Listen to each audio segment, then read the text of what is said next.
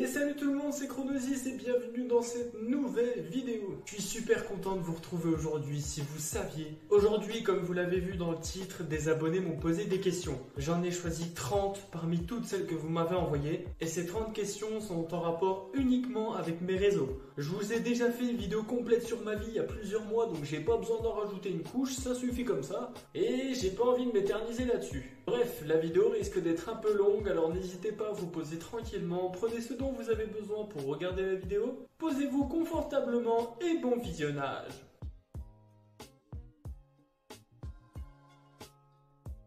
Les suites de projets pour mes réseaux sociaux. Évidemment, j'ai plein d'idées de projets pour mes réseaux. J'ai vraiment une fiche avec près d'une quarantaine d'idées de vidéos, que ce soit pour YouTube, que ce soit pour TikTok. Et je vais pas vous spoiler, mais il va y avoir des vidéos prochainement qui vont être dingue, genre vraiment, mais variées aussi l'une des autres, parce que j'ai jamais les mêmes thèmes dans mes vidéos. J'adore toucher à tout pour faire un maximum de divertissement, pour vous satisfaire le plus possible. Alors à partir de ce moment-là, il va y avoir un nouveau système des vidéos, je vous en parle très prochainement, et je suis pas à court d'idées pour vous donner du contenu. On passe à la deuxième question.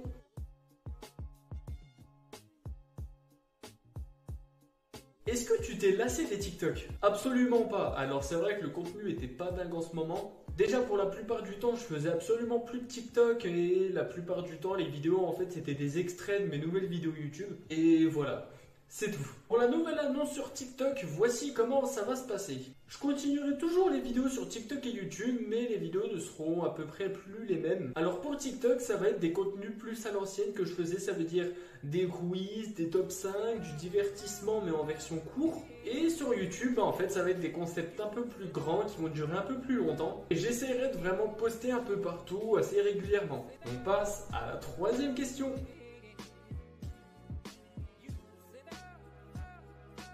Est-ce que je fais des vidéos par envie? Évidemment, parce que si je faisais des vidéos qui me plaisaient pas, eh ben ce serait pas du tout fun et ça me plairait absolument pas. J'adore vraiment ce que je fais, à aucun moment je me suis dit ouais non bah en fait je vais faire cette vidéo mais fin de compte en fait ça va pas me plaire, c'est juste la publier comme ça. Et c'est normal d'ailleurs chez tous les vidéastes, enfin j'espère. Faire des vidéos pour la plupart de moi c'est vous montrer du contenu de choses qu'on aime bien et faire des vidéos c'est une passion.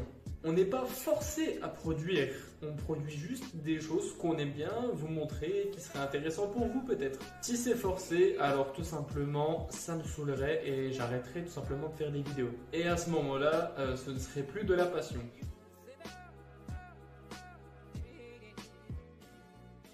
Est-ce qu'il y a des vidéos que je veux faire que je ne peux pas faire? Bien sûr que oui, dans deux raisons différentes. La première, c'est des vidéos gros budget que j'aimerais bien faire. Mais évidemment, il faut le trouver ce gros budget. Moi, vu que je suis assez dingue, eh ben, on parle en milliers d'euros. Forcément, on commence tous avec rien. Et c'est à nous de nous forger, puis d'augmenter les échelons petit à petit. Et ensuite, faire augmenter la communauté, enfin bref. Tout ça pour faire une énorme chaîne qui plaise à tout le monde. La deuxième, ça va être les vidéos où on va parler un peu débat. Je sais que les sujets ne sont pas forcément compatibles avec tout le monde et qu'il y a des gens qui vont penser pour, des gens qui vont penser contre. Et évidemment, mon objectif sur cette chaîne, ce n'est absolument pas de faire du drama parce que sinon ce serait nul et ennuyant.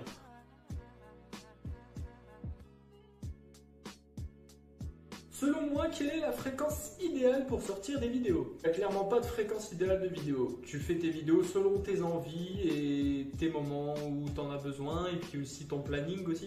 Ce qu'il faut surtout pas faire, c'est de se mettre des pressions sur la sortie des vidéos, genre alors je vais poster cette vidéo à telle date et du coup je vais le mettre en story, genre je poste cette vidéo à telle date alors qu'en fait finalement on n'a fait aucun script et on n'en a aucune idée de la vidéo même qu'on va sortir. Alors évidemment il faut produire un minimum sinon la chaîne est morte et ça ne sert plus à rien. Prends mon exemple au début quand je disais il va y avoir tel clip à ce moment-là, il va y avoir telle vidéo à ce moment-là, mais fin de compte il n'y a rien qui a été fait. Finalement je me rappelle pour le clip vous avez dû attendre 6-7 mois pour le faire et finalement le clip n'est jamais sorti parce que je n'ai jamais réalisé de clip en fait. En fait je m'en veux énormément justement de vous avoir fait entre guillemets croire des choses comme ça alors que clairement voilà, vous vous attendez tous à ça. C'est vrai que j'en rêvais aussi mais voilà, ça n'a pas été fait et je sais pas pourquoi encore j'ai banane dessus entre guillemets. Justement là ces erreurs ils sont encore au fond de ma gorge et justement je vous le dis, ne faites pas espérer les gens pour rien. Et aussi, si jamais vous sortez votre vidéo à temps, faut pas qu'elle soit bâclée. Si vous vous dites, je dois me dépêcher de faire la vidéo tac tac, en fait le but c'est qu'elle ne soit pas bâclée, il faut qu'elle soit bien qualitative pour que les gens puissent la regarder. Parce que sinon, après, eux, ils vont se dire, il s'est dépêché de faire la vidéo, c'est moche à regarder, et puis bah voilà. Faites votre vidéo et sortez-la. Il n'y a rien de plus simple, et pas besoin de se mettre la pression.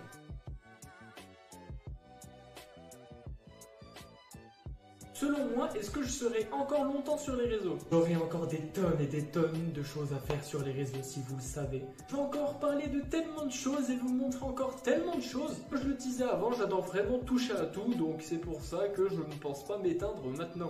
Sur différents thèmes divers et variés. Je suis vraiment ouvert à tous les types de vidéos, donc c'est pour ça que des fois je vais sur YouTube regarder un peu le contenu des autres et voir en fait d'autres facettes des vidéos que je ne connais pas et que peut-être la communauté ne connaisse pas non plus, pour le rapporter sur ma chaîne à ma façon.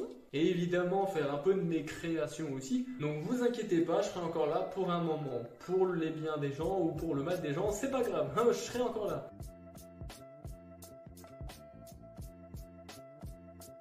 Pour la 7e question, comment as-tu fait pour les célébrités? Ça fait assez longtemps que ce genre de contenu, en fait, je voulais le montrer aux gens. Notamment le truc pour les célébrités, des vidéos où je présente l'histoire des gens en fait, parce que j'avais déjà vu ça et je voulais le faire à ma façon, et franchement c'était intéressant à faire.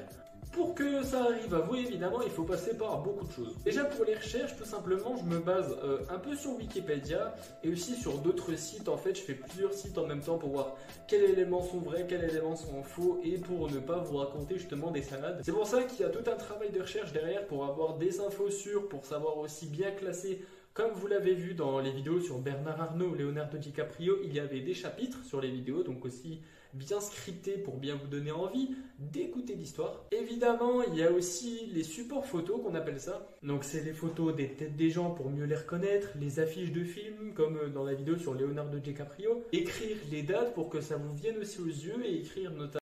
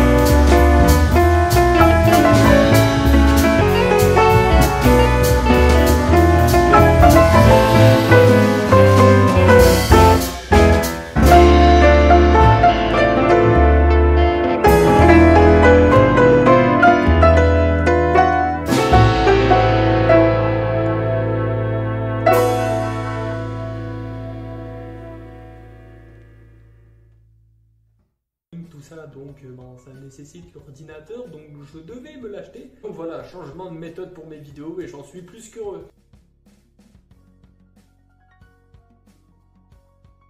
Pour la 10e question, est-ce que je galère à trouver des idées de vidéos? Comme je le disais dans mes anciennes réponses, je suis intéressé par tout type de vidéos. J'ai juste à chercher un peu sur tous les côtés de YouTube et forcément je peux tomber sur des trucs voilà en fait qui m'intéressent et que j'avais jamais vu avant. Évidemment je fais des sujets qui m'intéressent parce que sinon ce n'est clairement pas dingue. J'ai juste à analyser des trucs que je trouve sympas et ensuite je le mets à ma sauce et je vous le fais partager sur ma chaîne. Donc autant vous dire que j'ai de quoi vous divertir et j'en suis pas à ma fin, vous avez ma parole.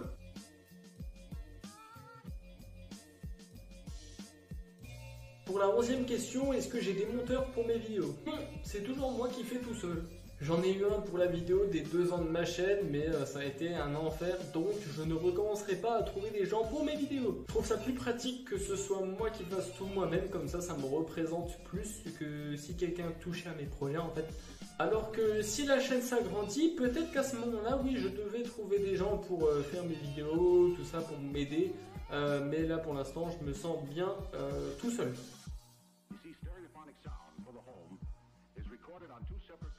Combien de temps je mets pour monter mes vidéos? Tout simplement, ça va dépendre du type de vidéo que je fais et du contenu que je sors. Ça va jamais être le même temps de montage pour toutes mes vidéos. Je prends un exemple, la vidéo Une journée dans la peau d'un SDF. Celle-là par exemple, elle m'a fallu du temps pour la monter. Et sinon, pour des vidéos YouTube, je peux prendre à peu près 6 heures de montage. Et des contenus short comme TikTok, ça va me prendre environ 30 minutes, 1 heure grand maximum. Ça varie vraiment en fonction de la vidéo qui est produite. Il faut savoir qu'en moyenne, en fait, une vidéo YouTube, on va enlever tout simplement 80% de la vidéo initiale. Imaginons, je prends un exemple, la vidéo de Leonardo DiCaprio, elle a fait environ 8 minutes. En fait, le tournage, il a duré 4 fois plus, donc environ 33 minutes.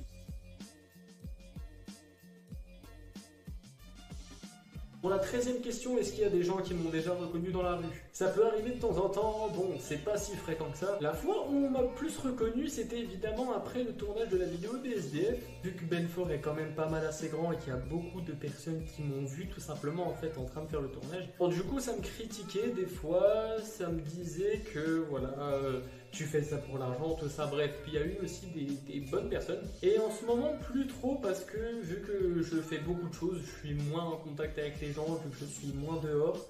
Du moins je travaille tout le temps, donc je ne sors jamais en fait. Et évidemment je suis content quand quelqu'un se rappelle de moi parce que ça me fait toujours un truc, je me dis oui, cette personne peut-être que je l'ai impactée pour X raison, au moins elle se rappelle de moi et je suis content quoi.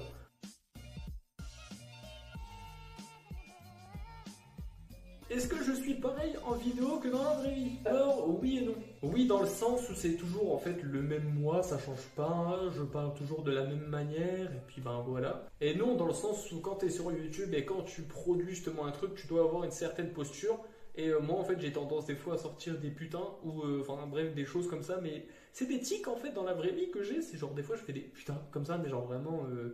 sans m'en rendre compte moi-même. Et donc voilà, je le fais évidemment pas en vidéo, vous le voyez pas, donc je peux le sortir, mais ce sera ce sera hors vidéo quoi, ce sera coupé au montage. Tous les vidéastes que vous voyez derrière vos écrans, ils font toujours des erreurs. Et c'est le cas aussi pour moi, et vous verrez jamais les mêmes vidéastes dans la vraie vie que derrière les écrans. Enfin du moins, voilà, il y a des petits trucs qui font que ce ne soit pas les mêmes.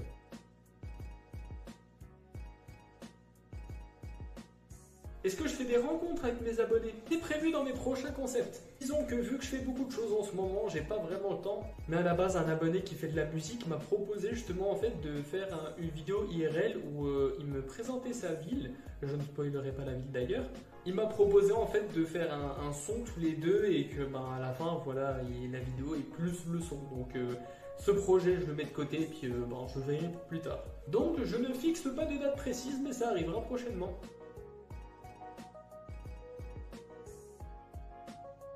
Pour la 16e question, subis-tu du jugement pour les vidéos? C'était le début d'une chose que en fait les gens ne voyaient tout simplement pas de moi et puis vu que je faisais pas du montage de dingue, voilà, ça partait un peu dans tous les sens.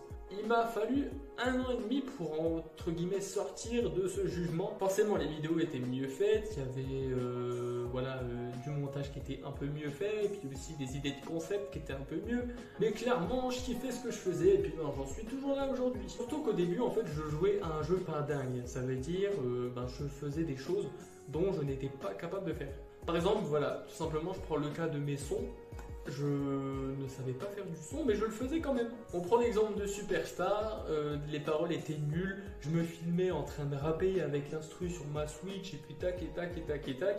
Enfin bref, c'était vraiment très nul. D'ailleurs, si vous voulez écouter mes anciens sons de l'époque, ben, n'hésitez pas, il y a la chaîne Chronosis Music, ça s'écrit juste en bas. Voilà, en fait, c'est tous des anciens sons de l'époque que j'avais envie de garder pour la nostalgie, d'où le nom de l'album. Maintenant, j'ai plus vraiment de messages de haine. Enfin, j'en ai un petit peu, mais voilà, c'est pas autant qu'il y a 3 ans en arrière.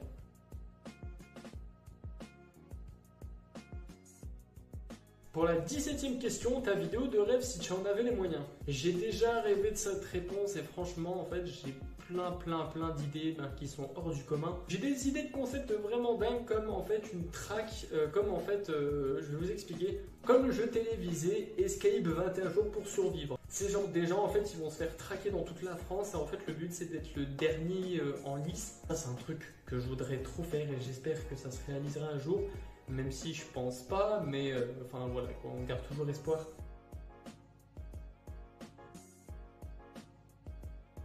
Pour la 18e question, est-ce que tu vas parler de Richard? Va-t-il revenir sur la chaîne? Alors déjà, je réponds à la dernière question. Oui, c'est prévu que Richard revienne et qu'il fasse son grand retour, mais pas maintenant. À la base, c'était pas prévu, mais en analysant mes dernières vidéos, enfin en analysant mes premières vidéos, pardon, c'est vrai que ça me refait un peu rire de temps en temps de revoir Richard, même si c'était pas un personnage si dingue. D'ailleurs, sa dernière apparition, c'était il y a dans la vidéo L'Ennui partie 2, donc elle date d'il y a un peu moins de 2 ans. Richard, c'est un petit personnage en fait avec un swag très mauvais. Richard, il n'est pas comme les autres, dans le sens où, ouais, en fait, il a un swag très mauvais, et puis justement, en fait, je sais pas, je le fais pas parler normalement, quoi. Je vais pas vous en dire plus sur lui. Alors, du coup, oui, il est dans L'Ennui partie 2, à 1 minute 42, et précisément, voilà. Richard, c'est lui. Et il a joué dans pas mal de vidéos. Dans mes souvenirs, il y en avait 5 ou 6.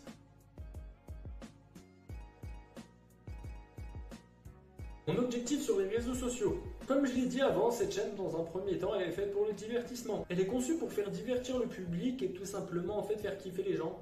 Ensuite, c'est tout simple. Faire sortir des idées de ma tête et vous le faire partager. Écrire son scénario, filmer, monter, tout ça, ça me plaît énormément. Et puis ensuite, justement, faire monter la communauté un maximum, car plus vous êtes et plus je peux vous faire partager, et plus vous êtes nombreux à kiffer. Et puis bah voilà, tout simplement, on est déjà 2210, et c'est énorme.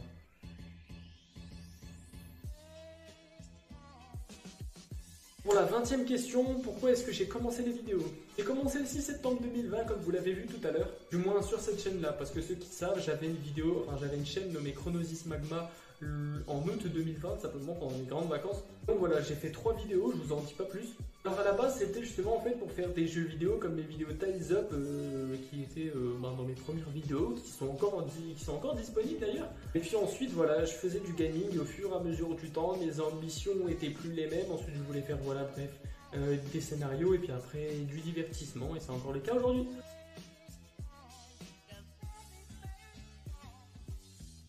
Ta vidéo préférée sur la chaîne? C'est de loin la vidéo Une journée dans la peau d'un SDF. En termes d'évolution, ça m'a vraiment motivé pour la suite de mes vidéos et me dire qu'en fait je suis capable de tout faire. Aussi me dire que je devais faire cette vidéo, mais j'en étais absolument pas capable. Il y a en fait 2 fois où je suis sorti de chez moi pour me dire en fait je vais faire cette vidéo. Je suis retourné chez moi aussitôt parce que j'avais clairement honte de le faire, mais finalement au bout de la 3e ça a été. Et ça s'est très bien passé, j'en suis encore fier aujourd'hui. D'ailleurs, j'ai toujours le carton dans ma chambre, faudrait que je le retrouve, mais vous savez la pancarte là où je disais expérience sociale, tout ça, je dis encore, faudrait que je la retrouve. Ton style de vidéo préféré sur ta chaîne? J'ai pas de style préféré en soi, mais j'adore vraiment en fait les concepts comme Une journée dans la peau d'un SDF. Et j'aimerais bien par la suite faire des vidéos 24 heures dans, une journée dans. Enfin voilà, c'est déjà prévu. Je vais pas vous spoiler vraiment, mais c'est à refaire.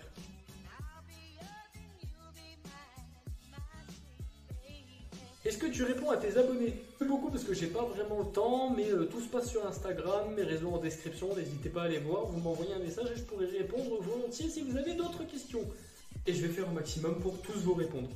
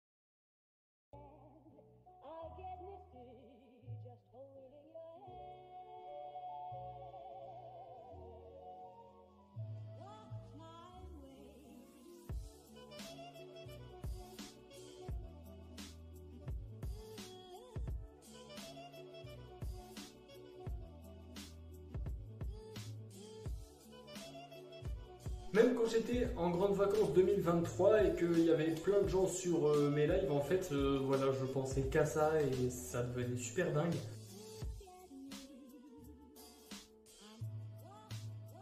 Pour la question 27, sur une échelle de 100%, combien sont tes amis par rapport à tes abonnés? Je dirais 2% parce que j'ai 2210 abonnés sur YouTube et des amis, en fait, là-dedans, j'en ai 20.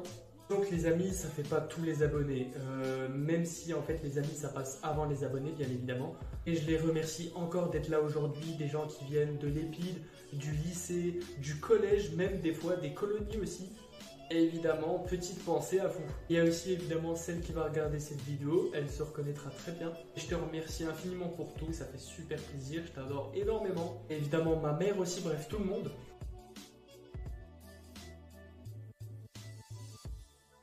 As-tu déjà souhaité arrêter les vidéos? J'en ai déjà parlé tout à l'heure, il me semble, mais oui. Je me faisais limite harceler à mes débuts et que ça devenait insupportable pour moi, alors oui, j'ai arrêté de temps en temps. Finalement, j'ai rien lâché, on a une communauté qui s'agrandit de jour en jour. Et pour la deuxième raison, simplement, j'ai eu le bac qui était prêt. Et du coup, voilà, j'ai dû faire une pause, j'ai dû faire 3 vidéos en un an. Et c'est la petite vidéo de passage qui a fait que je suis revenu.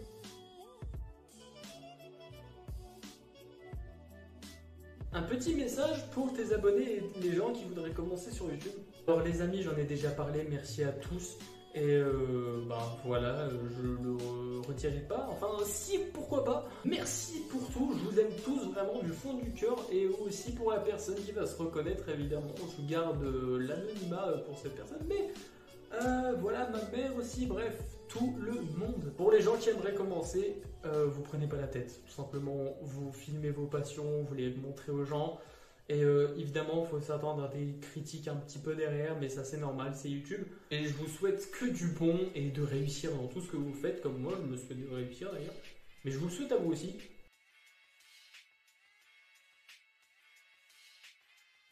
Pour la dernière question, peux-tu nous faire ton outro? Mais bien évidemment, c'était un bonheur de vous avoir retrouvé aujourd'hui pour une nouvelle vidéo et vous avoir partagé tout ça. Merci pour toutes les questions posées et merci d'avoir regardé la vidéo jusqu'à la fin. N'hésitez pas à vous abonner, enfin bref, vous connaissez déjà tout. Sur ce, c'était Chronosis et à bientôt pour une prochaine vidéo. Ciao ciao!